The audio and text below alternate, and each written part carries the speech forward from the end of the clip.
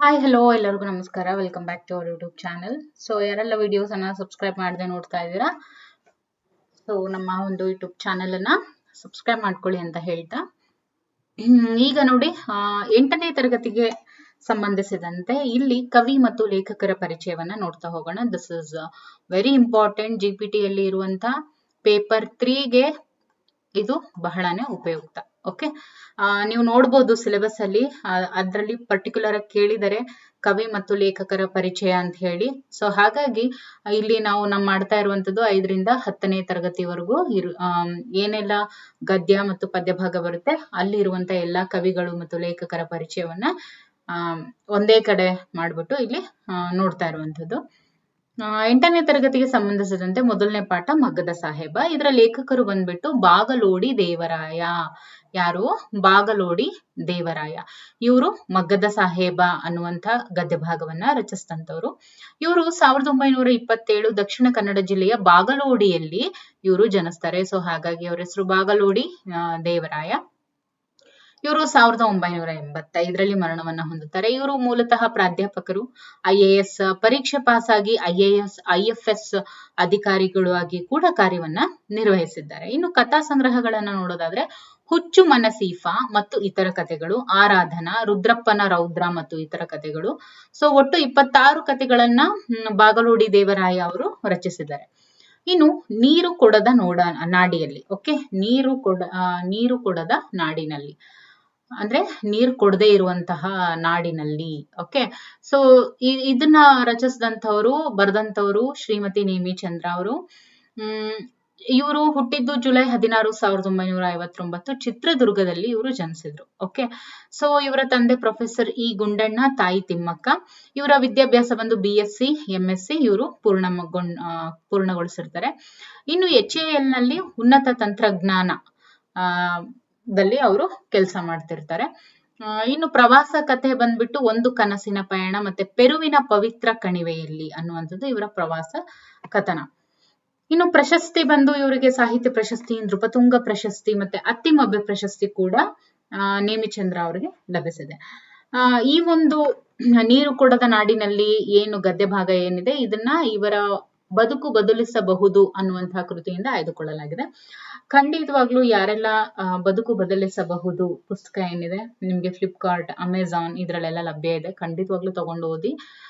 ತುಂಬಾ ತುಂಬಾ ತುಂಬಾ ಚೆನ್ನಾಗಿದೆ. ಬದುಕು ಬದಲಿಸಬಹುದು. ನೀವು ಓದ್ತಾ ಇದ್ರೆ ನಿಮಗೆ ಅದು ಹೇಗ್ ಮುಗೀತು ಅಂತಾನೆ ಗೊತ್ತಾಗಲ್ಲ. ಪ್ರತಿ ಒಂದೊಂದು ಅನುಭವನ ಒಂದೊಂದು ಹೆಸರು ಕೊಟ್ಬಿಟ್ಟು ಅವರು ಅದನ್ನ ಹೇಳ್ತಾ ಹೋಗಿದ್ದಾರೆ, ಯಾವ ರೀತಿ ನಮ್ಮ ಬದುಕಲ್ಲಿ ನಾವು ಬದಲಾವಣೆ ತಂದ್ಕೋಬಹುದು ಅಂತ ಹೇಳಿ. ಸೊ ತುಂಬಾ ಚೆನ್ನಾಗಿದೆ, ಸಿಕ್ಕರೆ ಓದಿ. ಇನ್ನು ತಲಕಾಡಿನ ವೈಭವ, ಹಿರೇಮಲ್ಲೂರು ಈಶ್ವರನ್ ಇದರ ಲೇಖಕರು. ಯಾರು? ತಲಕಾಡಿನ ವೈಭವ. ಓಕೆ, ಇನ್ನು 11/1/1922ರಲ್ಲಿ ಹಾವೇರಿ ಜಿಲ್ಲೆಯ ಶಿಗ್ಗಾಂವ್ ತಾಲೂಕಿನ ಹಿರೇಮಲ್ಲೂರಿನಲ್ಲಿ ಇವರು ಜನಿಸ್ತಾರೆ. ಇವರು ಮರಣ ಬಂದ್ಬಿಟ್ಟು ಅದೇ 1992ರ 6ನೇ ತಿಂಗಳು 22ನೇ ತಾರೀಕು ಇವರು ಮರಣವನ್ನ ಹೊಂದುತ್ತಾರೆ. ಇನ್ನು ಇವರು MA ಮತ್ತು PhD ಪದವೀಧರರಾಗಿರ್ತಾರೆ. ಇನ್ನು ಸಮಾಜಶಾಸ್ತ್ರದ ಪ್ರಾಧ್ಯಾಪಕರಾಗಿ ಕೂಡ ಇವರು ಸೇವೆಯನ್ನ ಸಲ್ಲಿಸಿದ್ದಾರೆ. ಸೊ ಇದು ಅಷ್ಟಾಗಿ ಏನು ಇಂಪಾರ್ಟೆಂಟ್ ಅಲ್ಲ ಫಾರ್ ದಿ ಎಕ್ಸಾಮಿನೇಷನ್ ಅಂತ ಹೇಳ್ಬೋದು. ಇನ್ನು ಕೃತಿಗಳು ಬಂದು ಕವಿ ಕಂಡ ನಾಡು, ವಿಷ ನಿಮಿಷಗಳು, ಭಾರತದ ಹಳ್ಳಿಗಳು, ವಲಸೆ ಹೋದ ಕನ್ನಡಿಗನ ಕತೆ, ಹಾಲಾಹಲ, ರಾಜಾ ರಾಣಿ ದೇಖೋ, ಶಿವನ ಬುಟ್ಟಿ, ತಾಯಿ ನೋಟ. ಪ್ರಸ್ತುತ ಪದ್ಯ ಭಾಗ ಯಾವುದು? ಪ್ರಸ್ತುತ ಗದ್ಯ ಭಾಗ ಯಾವುದು? ತಲಕಾಡಿನ ವೈಭವ. ಈ ತಲಕಾಡಿನ ವೈಭವ ಏನು, ಇದನ್ನ ಕವಿ ಕಂಡ ನಾಡು ಅನ್ನುವಂಥ ಪ್ರವಾಸ ಕಥನದಿಂದ ಇದನ್ನ ಆಯ್ದುಕೊಳ್ಳಲಾಗಿದೆ. ಇನ್ನು ಸಾರ್ಥಕ ಬದುಕನ ಸಾಧಕ, ಓಕೆ, ಅಥವಾ ಇದು ಸಾರ್ಥಕ ಬದುಕಿನ ಸಾಧಕ ಇರ್ಬೋದು. ಡಾಕ್ಟರ್ MS ಲಕ್ಷ್ಮೀನಾರಾಯಣ ಭಟ್ಟ ಇವರು ಇದನ್ನ ರಚಿಸಿದ್ದಾರೆ. ಇವರು ಶಿವಮೊಗ್ಗ ಜಿಲ್ಲೆಯವರು.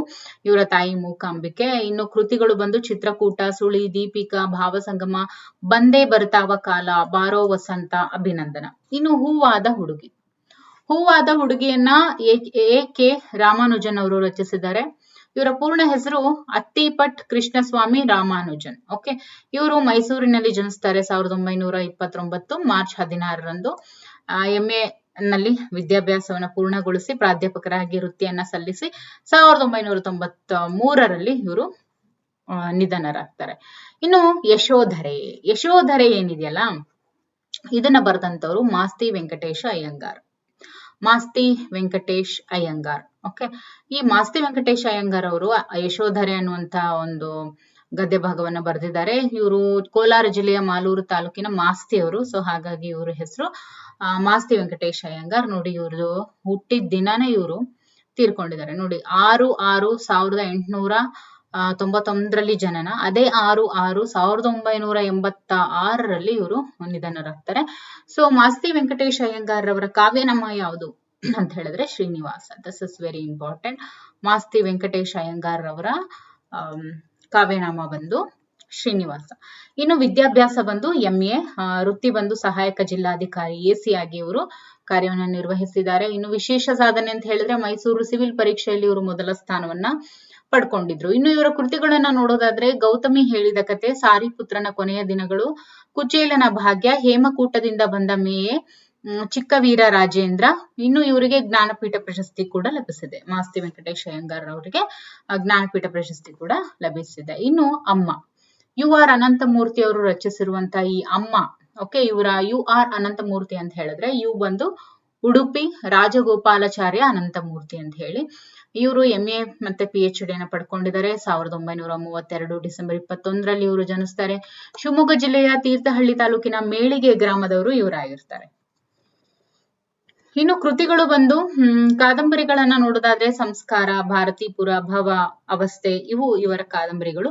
ಇನ್ನು ಕಥಾ ಸಂಕಲನಗಳು ಅಂತ ಹೇಳಿದ್ರೆ ಮಿಥುನ, ಅಜ್ಜನ ಹೆಗಲ ಸುಕ್ಕುಗಳು, ಇವು ಕಥಾ ಸಂಕಲನಗಳು. ಇನ್ನು ಪ್ರಶಸ್ತಿ ಬಂದು ರಾಜ್ಯೋತ್ಸವ ಪ್ರಶಸ್ತಿ, ಡಿಲಿಟ್ ಪದವಿ, ಜ್ಞಾನಪೀಠ ಪ್ರಶಸ್ತಿ. ಪ್ರಸ್ತುತ ಗದ್ಯ ಭಾಗವನ್ನ ಇವರ ಸುರಗಿ ಎಂಬ ಆತ್ಮಕಥನದಿಂದ ಆಯ್ದುಕೊಳ್ಳಲಾಗಿದೆ. ಯಾವುದನ್ನ? ಅಮ್ಮ. ಓಕೆ, ಸುರಗಿ ಎಂಬ ಆತ್ಮಕಥನದಿಂದ ಆಯ್ದುಕೊಳ್ಳಲಾಗಿದೆ. ಇನ್ನು ಸಪ್ತಾಕ್ಷರಿ ಮಂತ್ರ, ಇದರ ಲೇಖಕರು ಬಂದು ಮುದ್ದಣ. ಇವರು ಲಕ್ಷ್ಮೀ ನಾರಾಯಣಪ್ಪ ಅನ್ನುವಂಥದ್ದು ಇವರ ನಿಜವಾದ ನಾಮ. ಉಡುಪಿ ಜಿಲ್ಲೆ ಕಾರ್ಕಳ ತಾಲೂಕಿನ ನಂದಳಿಕೆಯ ಶ್ರೀ ಮಹಾಲಿಂಗೇಶ್ವರ ದೇವಳದಲ್ಲಿ ಇವರು ಜನಿಸ್ತಾರೆ. ತಂದೆ ತಿಮ್ಮಪ್ಪಯ್ಯ, ತಾಯಿ ಮಹಾಲಕ್ಷ್ಮಮ್ಮ. ವೃತ್ತಿ ಬಂದು ಕನ್ನಡ ಪಂಡಿತರು ಇವರಾಗಿರ್ತಾರೆ.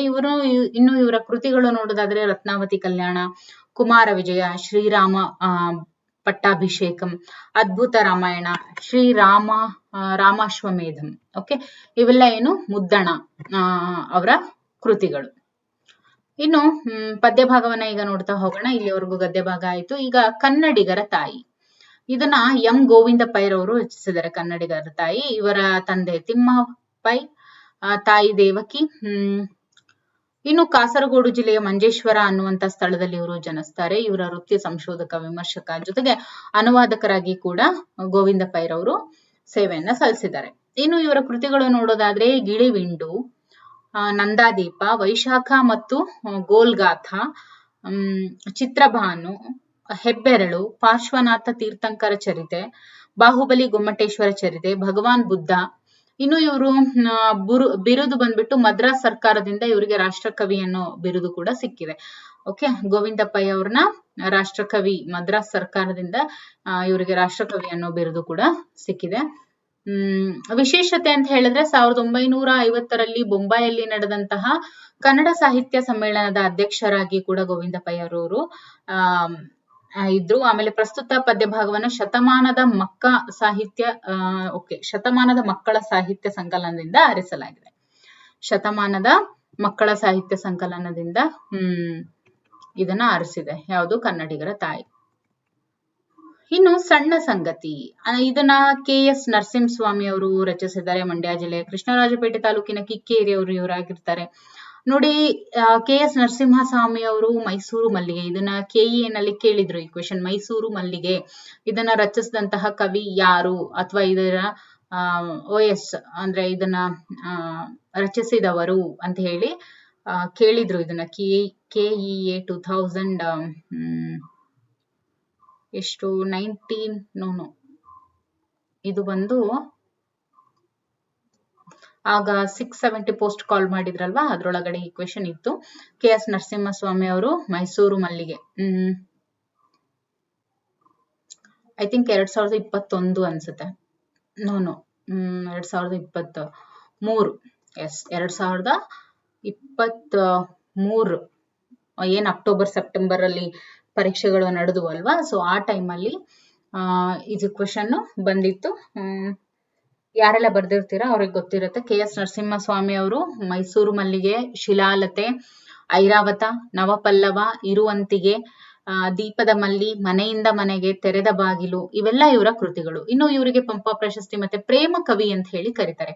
ಇದು ಚೆನ್ನಾಗಿ ನೆನ್ಪಿಟ್ಕೊಳ್ಳಿ. ಓಕೆ, ಪ್ರೇಮ ಕವಿ ಅಂತ ಹೇಳಿ ಯಾರನ್ನ ಕರೀತಾರೆ ಅಂದ್ರೆ KS ನರಸಿಂಹಸ್ವಾಮಿ ಅವ್ರನ್ನ ಕರೀತಾರೆ. ಇನ್ನು ಗೆಳೆತನ, ಚನ್ನವೀರ ಕಣವಿ ಅವರು ಗೆಳೆತನ ಅನ್ನುವಂಥ ಪದ್ಯ ಭಾಗವನ್ನು ಬರೆದಿದ್ದಾರೆ. ಆಕಾಶ ಬುಟ್ಟಿ, ಭಾವಜೀವಿ, ಮಧುಚಂದ್ರ, ದೀಪಧಾರಿ, ಮಣ್ಣಿನ ಮೆರವಣಿಗೆ, ನೆಲಮುಗಿಲು, ಕಾವ್ಯಾಕ್ಷಿ, ಚಿರಂತನ ದಾಹ, ಇವೆಲ್ಲ ಇವರ ಕೃತಿಗಳು. ಇವರಿಗೆ ಕೇಂದ್ರ ಸಾಹಿತ್ಯ ಅಕಾಡೆಮಿ ಪ್ರಶಸ್ತಿ. ಇನ್ನು ವಿಶೇಷತೆ ಅಂತ ಹೇಳಿದ್ರೆ 1996ರಲ್ಲಿ ಹಾಸನದಲ್ಲಿ ನಡೆದಂತಹ 65ನೆಯ ಕನ್ನಡ ಸಾಹಿತ್ಯ ಸಮ್ಮೇಳನದ ಅಧ್ಯಕ್ಷರು ಈ ಚನ್ನವೀರ ಕಣವಿ ಅವರು ಆಗಿದ್ರು. ಇನ್ನು ಭರವಸೆ, ಶ್ರೀಮತಿ B.ಟ ಲಲಿತಾ ನಾಯಕ್, ಇವ್ರು ನೋಡಿ ಚಿಕ್ಕಮಗಳೂರು ಜಿಲ್ಲೆಯ ತಂಗಲಿ ತಾಂಡಾದವರು ಇವರು ಆಗಿರ್ತಾರೆ. ಚಂದ್ರ ಪರಾಭವ, ಭಟ್ಟನ ಕನಸು, ನೆಲೆ ಬೆಲೆ, ನಮ್ ರೂಪ್ಲಿ ಗತಿ, ಹಬ್ಬ ಮತ್ತು ಬಲಿ, ಇದೇ ಕೂಗು ಮತ್ತೆ ಮತ್ತೆ, ದೇವದುರ್ಗ ತಾಲೂಕು ದರ್ಶನ, ಒಡಲ ಬೇಗೆ, ಮಕ್ಕಳ ಕಥೆ, ರೇಡಿಯೋ, ಇವೆಲ್ಲ ಇವರ ಕೃತಿಗಳು. ಇನ್ನು ವಿಶೇಷತೆ ಅಂತ ಹೇಳಿದ್ರೆ ಕರ್ನಾಟಕದ ಮಾಜಿ ವಿಧಾನ ಪರಿಷತ್ನ ಸದಸ್ಯರಾಗಿದ್ರು. ಕರ್ನಾಟಕ ಸರ್ಕಾರದ ಕನ್ನಡ ಮತ್ತು ಸಂಸ್ಕೃತಿ ಇಲಾಖೆಯ ಸಚಿವೆ ಕೂಡ ಇವರು ಆಗಿದ್ರು. ಪ್ರಸ್ತುತ ಕವನವನ್ನ ಇವರ ಬಿದುರು ಮಳೆ ಕಂಟಿಯಲ್ಲಿ ಎಂಬ ಕವನ ಸಂಕಲನದಿಂದ ಆಯ್ದುಕೊಳ್ಳಲಾಗಿದೆ. ಭರವಸೆ ಏನಿದೆ ಈ ಪದ್ಯ ಭಾಗವನ್ನ ಬಿದುರು ಮಳೆ ಕಂಟಿಯಲ್ಲಿ ಈ ಒಂದು ಕವನ ಸಂಕಲನದಿಂದ ಆಯ್ದುಕೊಳ್ಳಲಾಗಿದೆ. ಇನ್ನು ವಚನಾಮೃತ, ಅಲ್ಲಮ್ಮ ಪ್ರಭು, ಇವರು ಶಿವಮೊಗ್ಗ ಜಿಲ್ಲೆಯ ಶಿಕಾರಿಪುರ ತಾಲೂಕಿನ ಬಳ್ಳಿಗಾವಿಯವರು. ತಂದೆ ನಿರಹಂಕಾರ, ತಾಯಿ ಸುಜ್ಞಾನಿ. ವಚನಗಳು ಬಂದು ಬೆರಗು ಮತ್ತು ಬೆಡಗು, ವಚನಾಂಕಿತ ಗುಹೇಶ್ವರ. ಇದರಲ್ಲಿ ಏನ್ ಚೆನ್ನಾಗಿ ನೆನ್ಪಿಟ್ಕೋಬೇಕು, ಅಲ್ಲಮ್ಮ ಪ್ರಭು ಏನಿದ್ದಾರೆ ಇವರ ಅಂಕಿತ ನಾಮ ಗುಹೇಶ್ವರ. ವಚನಕಾರ್ತಿ ಆಯ್ದಕ್ಕಿ ಮಾರಯ್ಯ ಏನಿದ್ದಾರೆ ಇವರ ಒಂದು ಅಂಕಿತ ನಾಮ ಅಮರೇಶ್ವರ ಲಿಂಗ. ಅಮುಗೆ ರಾಯಮ್ಮ ಇವ್ರದು ಅಮರೇಶ್ವರ. ಶಿವಶರಣೆ ಲಿಂಗಮ್ಮ ಇವ್ರದು ಅಣ್ಣಪ್ಪ ಪ್ರಿಯ ಚನ್ನಬಸವಣ್ಣ. ಓಕೆ, ಇನ್ನು ಸೋಮೇಶ್ವರ ಶತಕ. ಸೋಮೇಶ್ವರ ಶತಕವನ್ನ ಪುಲಗೆರೆ ಸೋಮನಾಥ ಅವರು ರಚಿಸಿದ್ದಾರೆ. ಧಾರವಾಡ ಜಿಲ್ಲೆಯ ಶಿರಹಟ್ಟಿ ತಾಲೂಕಿನ ಪುಲಿಗೆರೆ ಅವರು. ಇನ್ನು ಇವರ ಅಂಕಿತ ನಾಮ, ಪುಲಗೆರೆ ಸೋಮನಾಥ ಅವರ ಅಂಕಿತ ನಾಮ ಬಂದು ಹರಹರ ಶ್ರೀ ಚನ್ನ ಸೋಮೇಶ್ವರ. ಓಕೆ, ಇವರ ಕೃತಿಗಳು ಬಂದು ಕರ್ನಾಟಕ ರತ್ನಕರಂಡಕ, ಸೋಮೇಶ್ವರ ಶತಕ. ಇನ್ನು ಜೀವನ ದರ್ಶನ, ಇದನ್ನ ಕವಿ ಶ್ರೀ ಪಾದರಾಜ ಗೋಪಾಲದಾಸರು ವಿಜಯದಾಸರು ಇವರು ರಚಿಸಿದ್ದಾರೆ. ಇನ್ನು ಚನ್ನಪಟ್ಟಣ ತಾಲೂಕಿನ ಅಬ್ಬೂರುನವರು ಇವರಾಗಿರ್ತಾರೆ. ಇವರ ಅಂಕಿತ ನಾಮ ಬಂದ್ಬಿಟ್ಟು that is Sriranga Vittala. Okay, ಇವರು ಸುಳಾದಿಗಳು ಮತ್ತೆ ಉಗಾಭೋಗಗಳು, ಒಂದು ದಂಡಕವನ್ನ ಕೂಡ ಇವರು ರಚಿಸಿದ್ದಾರೆ. ಆಮೇಲೆ ಇವರ ಶಿಷ್ಯರು ಬಂದು ವ್ಯಾಸರಾಯರು ಮತ್ತು ಶ್ರೀಪಾದರಾಜರು. ಇನ್ನು ರಾಮಧಾನ್ಯ ಚರಿತೆ. ರಾಮಧಾನ್ಯ ಚರಿತೆ ಬಂದು ಇದನ್ನ ರಚಿಸಿದಂತವ್ರು ಕನಕದಾಸರು, ಇವರ ತಂದೆ ತಿಮ್ಮಪ್ಪ ನಾಯಕ, ತಂದೆ ಬೀರಪ್ಪ, ತಾಯಿ ಬಚ್ಚಮ್ಮ. ಓಕೆ, ಕನಕದಾಸರ ಮೂಲ ಹೆಸರು ಏನು, ತಿಮ್ಮಪ್ಪ ನಾಯಕ. ಇವರ ತಂದೆ ಬೀರಪ್ಪ, ತಾಯಿ ಬಚ್ಚಮ್ಮ. ಇವರು ಹಾವೇರಿ ಜಿಲ್ಲೆಯ ಬಾಡ ತಾಲೂಕಿನ ಅಂದ್ರೆ ಬಾಡ ಅನ್ನೋ ಸ್ಥಳದವರು. ಇವರ ಅಂಕಿತ ನಾಮ ಕಾಗಿನೆಲೆ ಆದಿಕೇಶ್ವರಾಯ. ಇನ್ನು ಇವರು ಕೃತಿಗಳು ಬಂದು ಹರಿಭಕ್ತ ಸಾರ, ರಾಮಧಾನ್ಯ ಚರಿತೆ, ಮೋಹನ ತರಂಗಿಣಿ ಮತ್ತು ನಳಚರಿತ್ರೆ. ಕೀರ್ತನೆಗಳು ಬಂದು ಉಗಾಭೋಗ, ಸುಳಾದಿಗಳು ಮತ್ತು ಮಂಡಿಗೆಗಳು. ಓಕೆ, ಇನ್ನು ಪಠ್ಯಪೂರಕ ಅಧ್ಯಯನವನ್ನ ನೋಡೋದಾದ್ರೆ ಕೋ ಕರಿಕ್ಯುಲರ್. ಓಕೆ, ಪಠ್ಯಪೂರಕ ಕಟ್ಟುವೆವು ನಾವು, ಇದನ್ನ ಬರೆದಂತವ್ರು ಎಂ ಗೋಪಾಲಕೃಷ್ಣ ಅಡಿಗರು. ಕಟ್ಟುವೆವು ನಾವು. ಓಕೆ, ಇವರ ಕಥೆಗಳು ಬಂದು ಭಾವತರಂಗ. ಓಕೆ, ಕಟ್ಟುವೆವು ನಾವು, ಆಮೇಲೆ ನಡೆದು ಬಂದ ದಾರಿ, ಚಂಡೆ ಮದ್ದಳೆ, ಭೂಮಿ ಗೀತೆ, ಆಕಾಶದೀಪ, ಅನಾಥೆ, ಹುಲಿರಾಯ, ಇವೆಲ್ಲ ಇವರ ಕಥೆಗಳು. ಇನ್ನು ಪ್ರಶಸ್ತಿ ಬಂದು ರಾಜ್ಯ ಮತ್ತು ಕೇಂದ್ರ ಸಾಹಿತ್ಯ ಅಕಾಡೆಮಿ ಪ್ರಶಸ್ತಿ, ವರ್ಧಮಾನ ಪ್ರಶಸ್ತಿ, ಕಬೀರ್ ಸಮ್ಮಾನ್ ಪ್ರಶಸ್ತಿ ಮತ್ತು ಪಂಪ ಪ್ರಶಸ್ತಿ. ಸೊ ಇಲ್ಲಿ ವರ್ಧಮಾನ್ ಪ್ರಶಸ್ತಿಯನ್ನ ಪಡ್ಕೊಂಡವರು ದಟ್ ಇಸ್ ಗೋಪಾಲಕೃಷ್ಣ ಅಡಿಗರು. ಓಕೆ, ಇನ್ನು ಸಾರ್ಥಕ ಅನ್ನುವಂಥದ್ದನ್ನ ದಿನಕರ್ ದೇಸಾಯಿ ಅವರು ರಚಿಸಿದ್ದಾರೆ. ಇನ್ನು ಇವರು ಚುಟುಕು ಬ್ರಹ್ಮ ಅಂತಾನೆ ಇವ್ರನ್ನ ಕರೀತಾರೆ. ದಿನಕರ್ ದೇಸಾಯಿ ಅವ್ರನ್ನ ಚುಟುಕು ಬ್ರಹ್ಮ ಅಂತಾನೆ ಕರೀತಾರೆ. ಇವರ ಕೃತಿಗಳು ಬಂದು ಹೂಗೊಂಚಲು, ತರುಣರ ದಸರೆ, ಕನ್ನಡ, ದಿನಕರ ಚೌಪದಿ, ನಾಕಂಡ 12 ಕೃತಿಗಳು. ಓಕೆ, ಇವರಿಗೂ ಕೂಡ ಕನ್ನಡ ಸಾಹಿತ್ಯ ಅಕಾಡೆಮಿ ಪ್ರಶಸ್ತಿ ದೊರಕಿದೆ. ಇನ್ನು ಆಹುತಿ ಅನ್ನೋದನ್ನ ಕೊಡಗಿನ ಗೌರಮ್ಮ ಅವರು ರಚಿಸಿದ್ದಾರೆ. ಆಹುತಿಯನ್ನ ಇವರು ಮೂಲತಃ ಮಡಿಕೇರಿಯವರು. ಕಥೆಗಳು ಬಂದು ಕಂಬನಿ ಮತ್ತೆ ಚಿಗುರು. ಮಗಳಿಗೆ ಬರೆದ ಪತ್ರಗಳು, ಇದು ಬಂದು ಜವಾಹರ್ಲಾಲ್ ನೆಹರು ಅವರು ರಚಿಸಿದ್ದಾರೆ. ಸೊ ಇವರ ಕೃತಿಗಳು ಬಂದು glimpse of the glimpses of the world history, ಆಮೇಲೆ ಭಾರತದ ಸ್ವತಂತ್ರ ಹೋರಾಟ, ತಿರುಮಲೆ ತಾತಾಚಾರ್ಯ ಶರ್ಮಾ. ಓಕೆ, ಸೊ ಇದಿಷ್ಟು